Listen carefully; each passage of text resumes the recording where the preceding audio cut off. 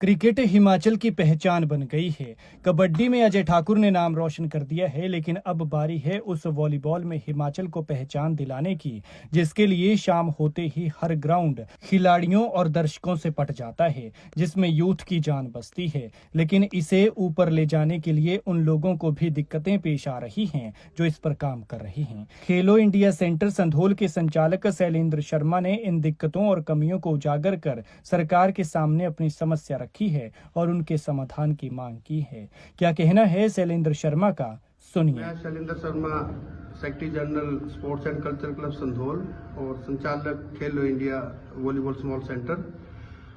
हमें 2023 में जो था खेलो इंडिया सेंटर अलॉट हुआ था। तो ये जो सेंटर की स्कीम है, इसमें खेलो इंडिया जो स्कीम है, इसमें पास्ट एथलीट और आपका पास्ट कोचेस और ऑर्गेनाइजेशन को ये सेंटर मिलते हैं कि जहाँ पे अच्छा काम स्पोर्ट्स को लेके ऑर्गेनाइजेशन जो कर रही है उनको मिलते हैं। तो हमें उसके तहत, ऑर्गेनाइजेशन के तहत ये हमें खेलो इंडिया का सेंटर हमारे स्पोर्ट्स एंड कल्चर क्लब को मिला था। मैं आपके सामने आज अहम दो मुद्दे सेंटर को लेके और वॉलीबॉल चैन को लेके आपके सामने रखना चाहता हूं। सबसे पहले हम बात करते हैं खेलो इंडिया सेंटर की। तो इसमें मैं आपको बताऊं कि सेंटर गवर्नमेंट की जो स्कीम है, इसमें गवर्नमेंट जो है जो ऐड करती है वो 5 लाख रुपए पर ईयर का रिकरिंग ग्रांट होता है, जिसमें 3 लाख कोच की सैलरी होती है, 2 लाख जो होता है वो आपका उसमें टूर्नामेंट एक्सपोजर होता है, बच्चों की किट होती है और ट्रेनिंग इक्विपमेंट होते हैं। और एक वन टाइम ग्रांट हमें नॉन रिकरिंग ग्रांट 5 लाख की वन टाइम जब सेंटर खुलता है उस टाइम पे मिलती है। तो सबसे पहले मैं आपको बता दूं कि हमें इस खेलो इंडिया सेंटर जब मिला है, जो नॉन रिकरिंग ग्रांट है वो हमें आज तक जो है नहीं मिली है। इसको लेके मैंने लास्ट ईयर भी प्रेस कॉन्फ्रेंस की थी। और दूसरा जो था, जो 5 लाख जो मिलता है उसमें 3 लाख कोच की सैलरी होती है। कोच की सैलरी भी प्रॉपर नहीं आ रही है, पिछले काफी टाइम से कोच को सैलरी नहीं मिल रही है। और जो ग्रांट है हमारी, वो हमें एक ही बार 2023 में जो 2 लाख रुपया मिला था, जिसमें जो था हमने जो यूज किया था 2022-23 में। हालांकि डायरेक्ट हमारा इसमें परचेजिंग में कोई इन्वॉल्वमेंट नहीं होता। इसमें डीएसओ ऑफिस सारा कुछ उसकी देखरेख में जो है सामान आता है, हमारा खाली यहाँ पे सुपरविजन का काम होता है। तो 22-23 और 23-24, 24-25 आपके 3 सेशन जा चुके हैं। तो हमें 1 सेशन की ग्रांट मिली और 2 सेशन की हमें ग्रांट नहीं मिली है। इसके लिए मैंने लास्ट ईयर भी प्रेस कॉन्फ्रेंस की और मैंने मेल किया, डायरेक्टर को भी मेल किया था, मैंने डीएसओ को मेल किया था जो उस टाइम की तत्कालीन डीएसओ थी, और अपना खेलो इंडिया को भी मेल किया था। बट 2 साल से बिल्कुल भी सुनवाई हमारी ग्रांट को लेकर कहीं से भी कोई हेल्प और कोई सुनवाई नहीं हो रही है। मैं पर्सनली आदरणीय खेल मंत्री गोमा जी से भी मिला, वहां से भी हमें कोई अभी तक प्रॉपर कोई पॉजिटिव रिस्पांस नहीं मिला। मैं पीछे जो अपने डायरेक्टर स्पोर्ट्स से विवेक भाटी जी, उनसे भी मिलके आया, बट उन्होंने भी आश्वासन दिया था कि जल्दी आपको जो ये ग्रांट इशू कर दी जाएगी, बट हमें वो ग्रांट आज तक नहीं मिली। इसके बाद मैं दिल्ली हेडक्वार्टर गया, तो मैंने वहां पे भी पूछा उनसे कि ऐसे ऐसे मैंने मेल किया और खेलो इंडिया की स्कीम जो आपकी चल रही है, हमें ग्रांट कहीं से नहीं मिल रही है और हम इसके लिए कैसे काम करें। तो उन्होंने बोला कि हमारी तरफ से कोई इशू नहीं, हमने 2022 में ही ग्रांट दी थी, उसके बाद हमने ग्रांट जो है हिमाचल गवर्नमेंट को नहीं दी है। क्योंकि सबसे बड़ा जो मुद्दा आ रहा है वो आ रहा है यूटिलाइजेशन सर्टिफिकेट का, जो कि हिमाचल गवर्नमेंट जो है आगे यूटिलाइजेशन सर्टिफिकेट नहीं दे रही है, उनका ये कहना था। अब बात करें यूटिलाइजेशन सर्टिफिकेट की, तो हमें ये पिछले साल पता चला था कि जो हमें एक बार ग्रांट मिली हुई है, हिमाचल में 15 सेंटर चल रहे हैं ऐसे डिफरेंट गेम के, उनको 2-2 बार ग्रांट मिल चुकी है।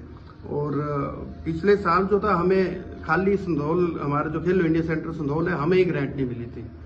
तो मेरा सरकार से अनुरोध है कि इस पे आप ध्यान दें और हमारा जो बच्चों का जो भविष्य है, यहाँ पे जो हम वॉलीबॉल पे काम कर रहे हैं, बच्चे राष्ट्रीय और अंतर्राष्ट्रीय स्तर पे भी बच्चा यहाँ पे सिलेक्ट हुआ है। एक बच्चा एनसीओई में भी गया और काफी बच्चे यहाँ से नेशनल खेल रहे हैं, और हम वॉलीबॉल पे काम कर रहे हैं। हिमाचल को हम वॉलीबॉल दे रहे हैं, पर स्पोर्ट जो है हमें सरकार से चाहिए और सरकार इस पे तुरंत ध्यान दे। अब दूसरा मुद्दा आता है हमारा एजुकेशन डिपार्टमेंट का, वो और ये मुद्दा है अनफेयर इन सिलेक्शन। तो सबसे पहले बताया, जब हमें सेंटर मिला तो हमने एजुकेशन डिपार्टमेंट को लेटर लिखा था कि हमें जो है डायरेक्ट पार्टिसिपेशन स्टेट चैंपियनशिप के लिए मिले। आपकी जानकारी के लिए बता दूं कि डायरेक्ट पार्टिसिपेशन ये होता है कि हिमाचल में जो स्कूल स्टेट होती है उसमें हॉस्टल्स एक तरफ खेलते हैं और डिस्ट्रिक्ट्स एक तरफ खेलती हैं। हिमाचल में अभी आपके जो हॉस्टल चल रहे हैं एजुकेशन के चल रहे हैं, रोडू हॉस्टल, मतियाना हॉस्टल, अभी हाल ही में 3-4 महीने पहले ही इधर संधोल में भी हॉस्टल खुला है, और लड़कियों का हॉस्टल एक जुब्बल में चला हुआ है। जहां यूथ सर्विसेज की बात करते हैं तो वो आपका उन्ना में चला हुआ है यूथ सर्विसेज का, और आपका एक एनसीओई का है धर्मशाला में। ये हमारे हॉस्टल है। तो वॉलीबॉल की बात करें तो वॉलीबॉल में हमारे इस पिछले साल 4 हॉस्टल थे और इस साल 5 हॉस्टल ने पार्टिसिपेट किया, जिसमें एक टीम हमारी भी थी 5वीं। तो पहले ईयर का रिजल्ट ये था कि हम जब गए थे तो हमने अच्छा पार्टिसिपेट किया, रोडू से हम हार गए थे 2023 में। 2024 में जब सेकंड टाइम हम स्कूल स्टेट के लिए गए तो उसमें हमने सभी हॉस्टल को एक तरफा मारते हुए हॉस्टल चैंपियनशिप जीती। फिर उसके बाद क्या होता है, डिस्ट्रिक्ट चैंपियनशिप का विनर और हॉस्टल का विनर एक स्टेट चैंपियनशिप के लिए मैच खेलता है। तो लास्ट ईयर हमने स्कूल स्टेट चैंपियनशिप जीती, जिसमें हमारे 2 बच्चे 17 में सिलेक्ट हुए थे और 4 बच्चे 19 में हुए थे।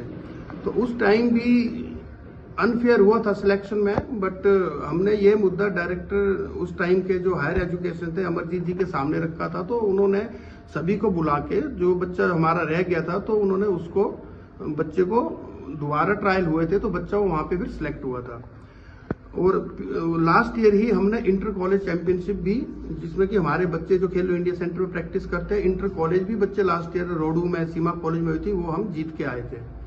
अब बात करते हैं 2025 की। तो इस साल भी अभी सोलन में आपका स्कूल स्टेट चैंपियनशिप हुआ और दोबारा से हॉस्टल से विनर होने के बाद हमने जो है स्टेट चैंपियनशिप का खिताब अपने नाम किया।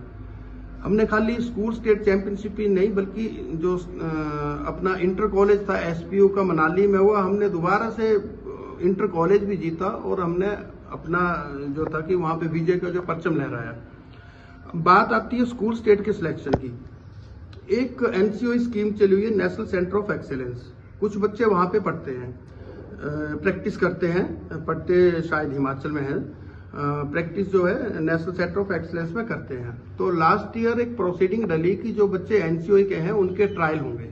सबसे पहला मेरा क्वेश्चन है कि अंडर 19 में बच्चा जब पार्टिसिपेट कर रहा है तो अंडर 19 में सिलेक्शन ट्रायल क्यों? अंडर 17 का स्कूल स्टेट नहीं होता, उसमें हम मान सकते हैं कि उनमें आप ट्रायल लो।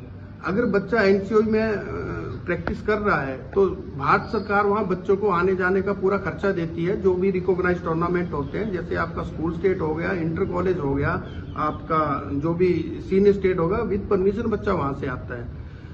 तो लास्ट ईयर का तो चलो हमने जैसे बीता हो गया, बट इस साल अभी क्या हुआ कि हमारा बच्चा एक दक्ष ठाकुर है लिब्रो। आप देखिए जिन भी चैनल ने वो स्टेट चैंपियनशिप लाइव की है उसकी आप परफॉर्मेंस भी वहां पे देख सकते हैं। और 2 बच्चे एनसीओ के आए थे, जिसमें से हमें पता चला कि एक बच्चा जो था लिब्रो उसका सिलेक्शन हो गया और हमारे बच्चे का सिलेक्शन फिर कट गया। मैंने तत्कालीन जो एडीपीओ हेडक्वार्टर है संतोष चौहान जी, उनसे भी बात की कि मैंने सर जो बच्चा मतलब कि आप 5 मिनट में उसका ट्रायल ले रहे हो और उसको आप सिलेक्ट कर रहे हो, और जो बच्चा आपका पूरा नीचे से खेलता हुआ आ रहा है उस बच्चे का सिलेक्शन नहीं हो रहा है। तो एनसीओ की बात की मैंने, अगर बच्चा इंटर कॉलेज में जब अपने कॉलेज से पार्टिसिपेट कर सकता है तो आप उस बच्चे को डिस्ट्रिक्ट में, ब्लॉक में, डिस्ट्रिक्ट में पार्टिसिपेट कराओ और उसको डिस्ट्रिक्ट से पार्टिसिपेट कराओ। तो वहां से उनका मेरे को सेटिस्फैक्ट्री आंसर नहीं मिला। तो चलो ठीक है, अब जो भी बच्चे ट्रायल के लिए आए, बट हमारा बच्चा जो इतना आउटस्टैंडिंग खेला उस पर हार्डली 5-7 मिनट के ट्रायल में उस बच्चे को आप नेशनल में सिलेक्ट कर लेते हो, दूसरे तो हमारा बच्चा जो है वो इग्नोर किया जाता है। अब देखें आप सिलेक्शन में देखें, लास्ट ईयर रोडू हॉस्टल के जो है 8 बच्चे गए थे, 2 एनसीओ के डाले थे जो कि रोडू हॉस्टल में ये करते थे। हम जीतने के बाद भी हमारे 6 बच्चे गए। इस साल हम जीते, इस बार फिर हमारे 6 बच्चों का जो लेटर हमें मिला है, 6 बच्चे सिलेक्ट हुए हैं और रोडू हॉस्टल के 8 हुए हैं। तो कहीं जो विनिंग टीम होती है उसके पास कुछ तो अलग होता होगा, जो जीत के आ रही है तो कुछ तो एडवांटेज होंगे उनके, पर वो सिलेक्शन में अनफेयर है। मेरी कोचिज से बात हुई, कोचिज बोलते हैं कि एनसीओ वाला मुद्दा है, तो मैंने उनसे भी पूछा क्या ये सही है, तो इसको कोई भी एडमिट नहीं कर रहा है। वो बोलते कि हमें तो, हमारे से तो बात होती है कि ये एनसीओ का बच्चा इसको रखो, बाकी जो खेल रहे हैं वो भाड़ में जाए। बोलने का मतलब ये है, हम हिमाचल को वॉलीबॉल दे रहे हैं, वॉलीबॉल बच्चों पे मेहनत कर रहे हैं, बच्चों के पेरेंट, बच्चे हमसे क्वेश्चन करते हैं। लास्ट ईयर उस बच्चे का सिलेक्शन कटा, वो अंडर 17 में जाना था, इस साल फिर उस बच्चे का सिलेक्शन काटा गया। मैं कैसे जवाब दूं बच्चों को? एक तरफ ऐड की बात करें हम, तो हमें यूथ सर्विसेज की तरफ से जो ऐड मिलनी चाहिए वो नहीं मिल रही है, दूसरी तरफ हम देखते हैं बच्चों की सिलेक्शन को लेकर तो ऐसा इनजस्टिस बच्चों के साथ कर रहे हैं।